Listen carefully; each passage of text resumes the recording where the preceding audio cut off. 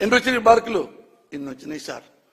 సరేరా, నిన్ను 5 ఏళ్ళు ఇక్కడే ఉండి చదివిస్తా, కాలేజ్ ఫీజు కూడా నీకు కడతా, హాస్టల్లో నీకు 5 ఏళ్ళు అన్నం నీకే పెట్టిస్తా, నువ్వు బాగా చదవాలి, మరి పాస్ అవ్వాలి, బాగా చదువుకోవాలి. చదువుతాను సార్, వెళ్ళిపో అని బుధం తడితే 5 ఏళ్ళు ఆ మహానుభావుడు నన్ను చదివించాడు. డిగ్రీ చదివాను, తర్వాత MA చదివా. ఇప్పుడు మీ అర్బన్ పెద్దలు మీరు అన్నట్టుగా ఆ ఇంట్లో ఆడవాళ్ళు, ఆ ఇంట్లో పెద్దవాళ్ళు, ఏమండి డాక్టర్ గారు, వాడెవడో పిల్లడు చాలా మంది ఉంటారు, ఇది లక్షలు ఆ పేదలకు ఇచ్చే కర్మ ఎందుకండి మీరు ఇవ్వాలి వాళ్ళకి అని ఒక మొక్క ఇంట్లో ఆ ఆడపుడ్చని ఉంటే, ఈరోజు పోసాని కృష్ణమల్లి గారి దగ్గర ఎడ్యుకేషన్ లేదు. ఈరోజు కూలీగా ఉండేవాడిని, ఏ హోటల్లోనో కప్పులు తీస్తూ ఉండేవాడిని. నేను కూలి పని చేశా, అందుకే మాట చెప్తున్నా, కప్పులు తీసుకుండేవాడిని, నాకేం లేదు, కూలి గుడిసా. ఇలాగా నాలాంటి పేదవాళ్ళు, నాలాంటి కమ్మవాళ్ళు, ఇంకోలాంటి కాపు కుర్రవాళ్ళు, ఎంతమంది అర్బన్లో మీరున్న డబ్బులున్న మహానుభావులు, కులాలు, ఎవరు కులం వాడైనా, కులాభిమానం ఉన్నా సరే, మాలాంటి పేదల్ని మరి ఎంత చదివించారు. నేను MA చదివా, ఈ స్థాయికి వచ్చా, ఇంత డబ్బులు సంపాదించా, అది నాకు గుర్తుంది. మళ్ళీ నేను కూడా లక్షల్లో కాదు, ₹1 కోటి పైగా ఖర్చు పెట్టా. ఎంతో మంది పెళ్లిళ్ళు చేపించా, ఎంతో మందికి నేను చదివించా, ఎంతో పేద పిల్లకి నేను మాత్రం కులం మతం చూడలా. హైదరాబాద్ లో కూర్చొని ఎంతో మందికి డజన్ల పైగా చిన్న పిల్లలకి 4 నెలలు, 7 నెలలు, 10 నెలలు ఇలాంటి పిల్లలకి గుండెకి హోలు పడితే స్టార్ హాస్పిటల్లోనే అందరికీ చేపించా, అందరూ బతికారు. అలా నాకుంది, నేను చేశా ఇన్ని లక్షలు. అదే నా భార్య, ఏమండి వాడెవడు వీడెవడు మొత్తం 60-70 లక్షలలాగా ఖర్చు పెట్టి పారునుకారు మీరు ఏ అని మా ఆవిడ అనుంటే, నేను నో అనుంటే వాళ్ళు చాలా మంది చచ్చిపోయి ఉండేవాళ్ళు. నేను ఎప్పుడైనా పేపర్ చూస్తే నాకు డబ్బులుంటే ఇది ఇవ్వాలంటే ఇస్తా. బీహార్లో వాచ్మెన్ కూతురు 10 ఏళ్ళు గుడ్డికి హోలు పడింది, 1.5 లక్షలు ఇస్తే ఆమె బతుకుద్ది. రామోజీరావు గారు ఆ ఈటీవీ అందులో నేను చూశా, ఆ ఏజెన్సీ వాళ్ళని పిలిపించుకొని 1.5 లక్షలు ఇచ్చా త్రూ రామోజీరావు.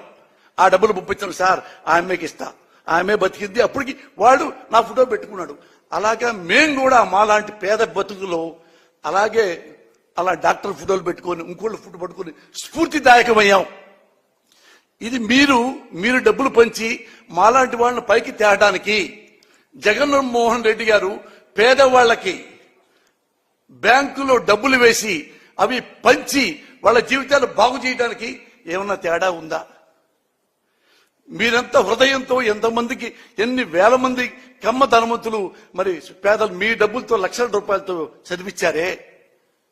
మరి ఇప్పుడు ఇతను అదే పద్ధతి కదా, ఇది పద్ధతి కాదు.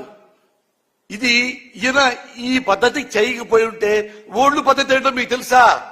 ఎలక్షన్ వస్తుంది, ఒక వారం రోజులు మొత్తం డబ్బులు పట్టుకొస్తారు. ఆ పేదవాళ్ళకి అలాగే వస్తారు. అదే పూరిళ్ళు, అదే మట్టి గోడలు, అదే కుండలు, అదే పచ్చడి అన్నం, అదే మజ్జిగ, అదే పిల్లవాళ్ళు అంటుకోవడం దొంగకోవటం. ఎవడు చదువు లేదు, ఎవడికి విజ్ఞానం లేదు, ఎవడికి ఆరోగ్యం లేదు, ఎవరికి ఆరోగ్యశ్రీ లేదు. ఏమా వెంకయ్య, ఎంత కావాలి నీకు? సార్ పోయినసారి 500 ఇచ్చారు సార్, 1000 రూపాయలు ఇవ్వండి సార్. 1000 రూపాయలు తీసుకుని వీడు మళ్ళీ వాడి జీవితం ఎప్పుడు బతకాలి? ఎప్పుడు ఈ డబ్బులతో వాడు చంద్రబాబు లాంటి వాళ్ళు వచ్చేసి 1000 కదా 2000 ఇచ్చేయి పో, 2000 ఇచ్చేశారు, వాడు ఎమ్మెల్యే అవుతాడు, మంత్రి అవుతాడు, ముఖ్యమంత్రి అవుతాడు, కోటీశ్వరుడు అవుతాడు, వేల కోటీశ్వరులు అవుతారు.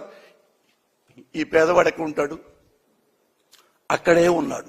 అంత దుర్మార్గులు కొంతమంది మన రాజకీయ నాయకులు.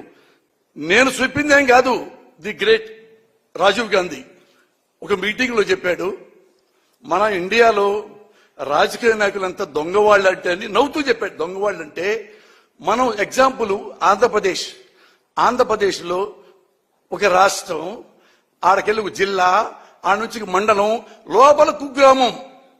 ఇక్కడ మనం ఒక పథకం పెట్టి ₹1 ఇక్కడ నుంచి ఢిల్లీ నుంచి ఆ కుగ్రామానికి ఎలా పంపించాలి అంటే ఆ రూపాయి ఢిల్లీ నుంచి ట్రావెల్ అవుతుంది.